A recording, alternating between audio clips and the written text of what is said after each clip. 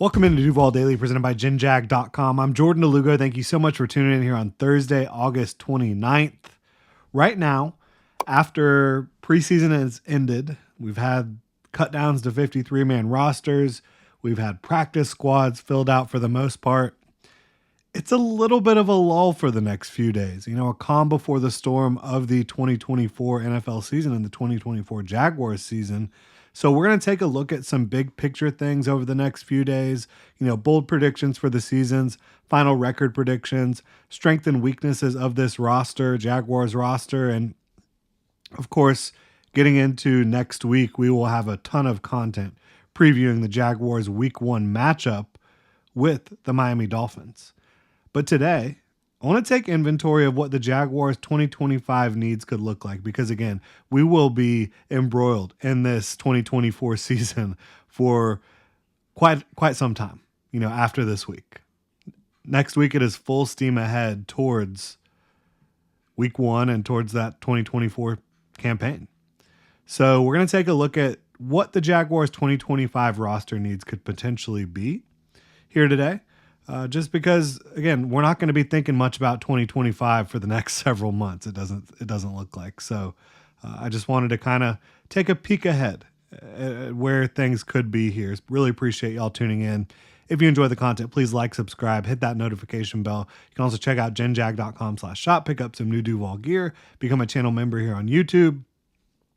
So I have a couple categories here, and it's really 4 position groups that I'm looking at that I think could or maybe will be the Jaguars' biggest needs heading into 2025, excuse me. The first group I wanted to look at is things I think absolutely will be a need. And then the second group is things that could be a need depending on how some contract situations go.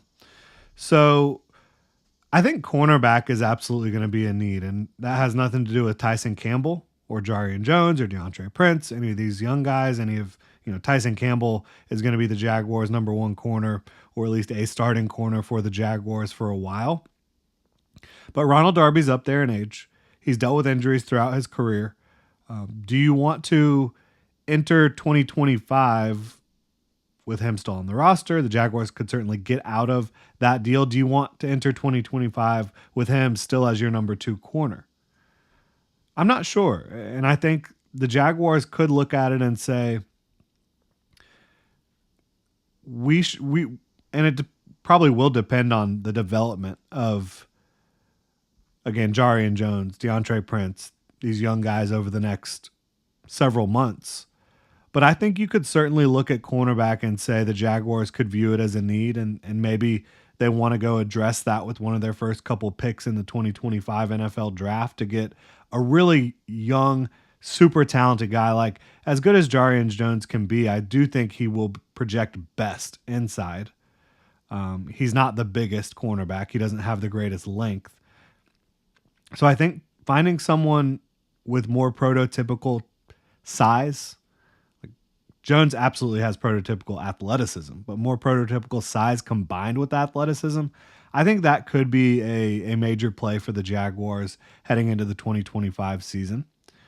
I personally have said all offseason I thought that they should have pursued another quality starter, veteran at cornerback, not because I don't think Ronald Darby can't do it, but because both of your starters have significant injury history, and if either of them goes down, you're looking at starting probably a very young player, either a rookie or Buster Brown. So I just think cornerback is a position to keep an eye on. I really do. And then even more pressing maybe than corner, I think absolutely will be a need here, is guard. Ezra Cleveland is locked in for the next couple years at the very least.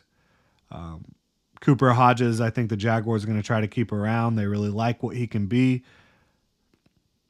But, you know, Brandon Sheriff, he's not getting any younger.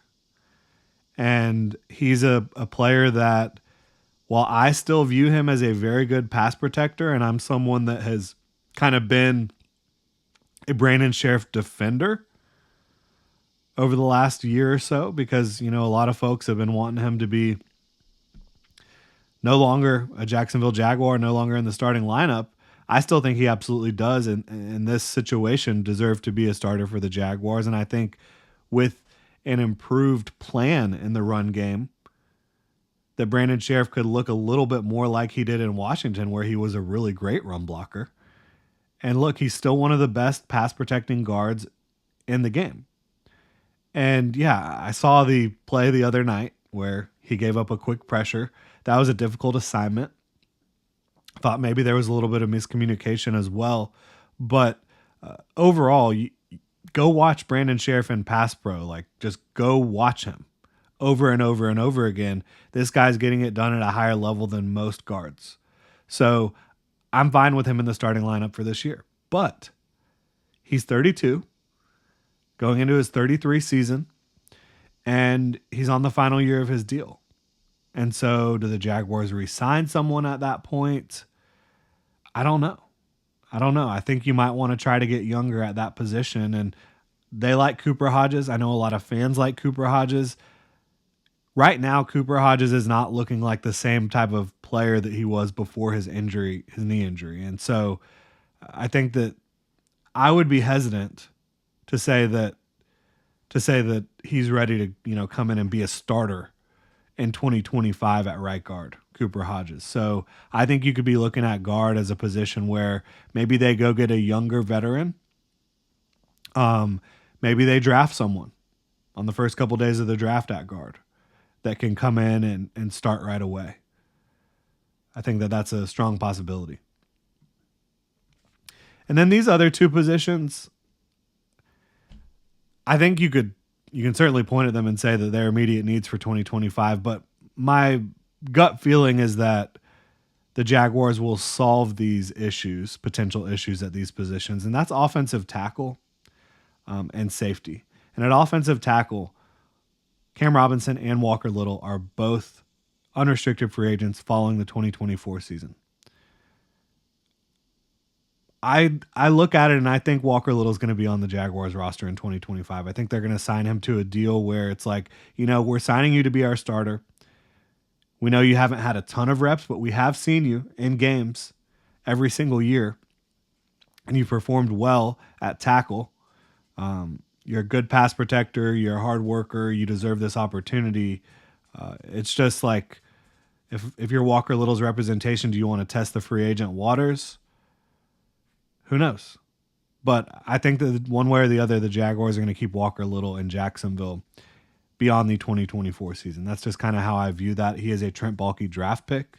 He's got great size, great length. Again, has been good on the field for the Jaguars. So I think Walker Little will be kept, and I think that will solve the Jaguars, potential offensive tackle issues, needs following the 2024 season. But that is yet to be determined. That's just kind of personally how I'm viewing it. I think that they really value him based on the way they talk about him. And I think that if all things were equal and Cam Robinson wasn't getting paid what he's getting paid, that Walker Little probably would have been given an opportunity to really compete for left tackle this year. But because they're paying Cam Robinson, just an extremely high amount, they got to play the guy that's getting paid. And then at safety, you have Antonio Johnson locked in. Darnell Savage can play safety as well, even though he's going to be the Jaguars' primary nickel, I believe.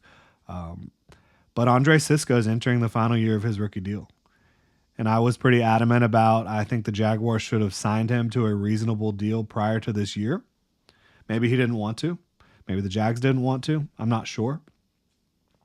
But I think that's going to be a tough one.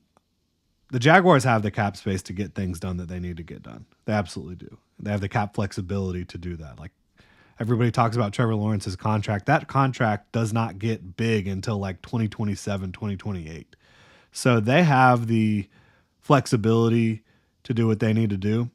If they want to keep a guy like an Andre Sisco and a Walker Little. Andre Sisco, I think, is going to have a magnificent season in Ryan Nielsen's defense.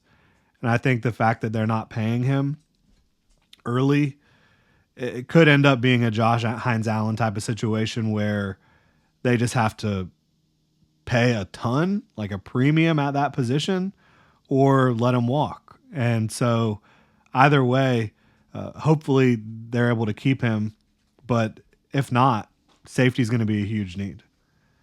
Unless you say, well, Darnell Savage, you're going to be our free safety in 2025. That's what he did for the Green Bay Packers. The Jaguars signed him more to play nickel. I think that he has a better shot at being more effective at nickel than he was at safety. Just playing in a lot more confined spaces where his athleticism can really show and his instincts can really show. But it's going to be fascinating to see how it plays out with Andre Cisco, because I think he is a star. I think he is a bona fide ball hawk at safety. You saw Jesse Bates go from Cincinnati to Atlanta last year and absolutely take off on the interception front with Ryan Nielsen being his defensive coordinator.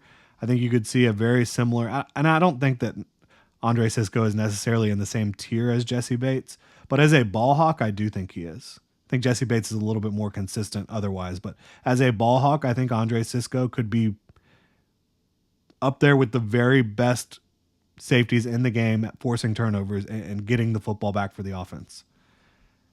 So it's going to be fascinating to see how it plays out there with Andre Cisco. But those are the top needs for me.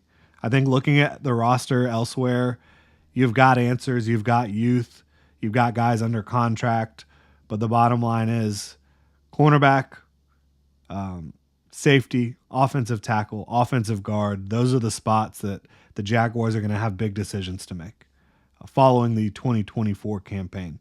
If there's a position I missed, let me know in the comment section below. If you enjoy the content, please like, subscribe, hit that notification bell. You can also check out jinjag.com/shop, pick up some new Duval gear, become a channel member here on YouTube. Y'all have a good one.